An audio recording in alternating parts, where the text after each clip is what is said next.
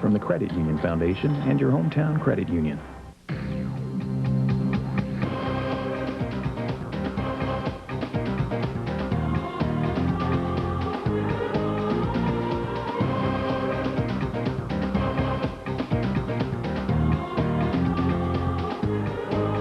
That looks good. There's the state championship trophy. Brandon Watkins back up here, one of the captains on the team, and junior forward Chad Tansel is here. He's down there on the end. Now, who got the cut down the final net? It had to be you, right, the final cut? I don't know, but I bet Damien had his hands in it.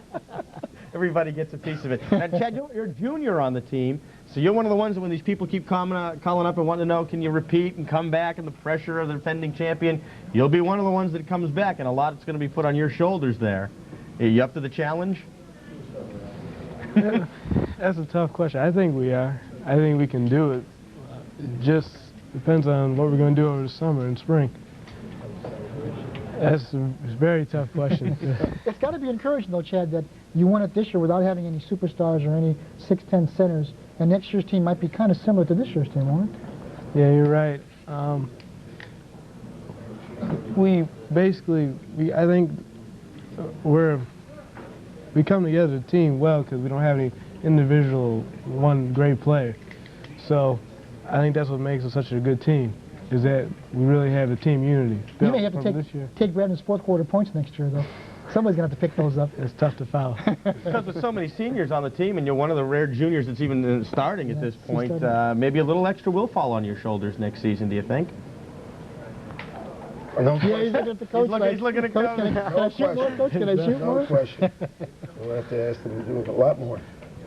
I talked to Brandon about the other two kids that were up here before, the coming off the bench the way they are, with Keith and with Damien and some of these guys, and seniors that they are. Did you ever have to sit down as one of the captains and maybe talk to some of these guys? You know what your role is, or they just knew it going in, that the team players that they are? Oh, no, I never had to talk to Damien nor Keith because they were so focused and so determined to win. They wanted to go downstairs just as bad as I did, so I never had to talk to them about getting ready and getting focused for every game. As a matter of fact, Damien had to come talk to me about games, and he talks to everybody. He talks to everybody. You know, he gets everybody focused for games. You know, and those two were just always focused. Never a time that I had to talk to them about getting focused for a game. Coach, I wrote about this, and I'd like you to tell our viewers a little bit. There was one special fan that couldn't share in all this, and you want to just give us a quick the background of with your mom and everything. And Mom was probably our best fan, and went to every game since I started coaching. And worked at St. Joe's, the snack bar, for about 20 years. And Mama Ping? Mama Ping, yeah. She would have loved this season. She would have loved playing against King and Landon. She was on Landon's case. My Aunt Rose, also, who passed 4 months prior to Mom, they got on Landon's case big time, even to the point where occasionally they'd run down on the floor and chew him out. So yeah, we missed her, but this was for Mom and Aunt Rose this whole season. You told me that Brandon's shot that went off high off the backboard and went in? It had to be. She had to shoot that one, because I know he didn't. Had you ever run up against Landon down at the Elite Eight before in that situation? In 1987. In 1987, the team that we took down that took third played King in the semifinals and Marcus Liberty. Marcus had 30. We lost by 2. So we've had our run-ins with Landon and King. It's a nice rivalry. I respect them a lot. They have great talent, and Landon does a great job with his kids. And the one thing he does is he takes care of the kids. And we like playing King. And I think Landon likes playing us, too. How aware are you, Chad, of the tradition, the history of St. Joe and the players and some of the names that have come before you on the basketball court when you're putting on that uniform? Sometime I remember one time I was sitting in my house. I had to think about, this is probably one of the best high school basketball programs that I'm a part of.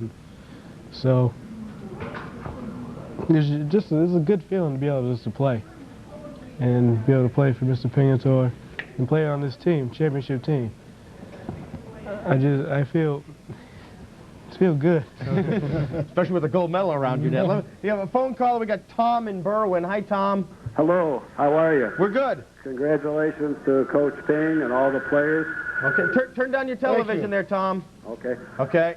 All right. I just wanted to say that people have to understand what good people these kids are, not just good basketball players.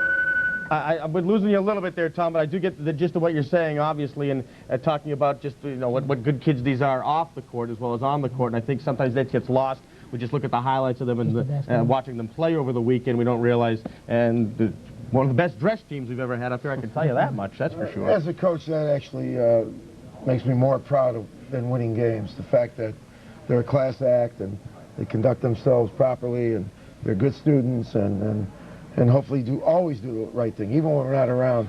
But that makes me very, very proud. You talked about that during the season, even when you guys weren't always winning by a lot of points, that this team was so good chemistry-wise. You really enjoyed coaching these guys this year. Right, we had fun coaching them. They were great kids, and they always worked hard. We rarely went away mad. And, you know, that's unusual. Usually it happens. During the season, you're going to get mad at the kids, or they're not working hard. It didn't happen. I mean, occasionally, so rare that I can't even remember. Coach Kuzners and myself would walk away and say, wasn't that fun? Talking about practice, so it was a special season. Yeah, champions on the floor is one thing, and but champions off the floor, that's something else too. So good call, kudos to you, Tom. Appreciate that. Now we got to take our final break. We'll come back. We'll bring up all the players. Let Brandon introduce them. We got our little jeans salute. We got the champagne of high school sports ready to go, and we got a final look back at the championship game that you don't want to miss. So come right back.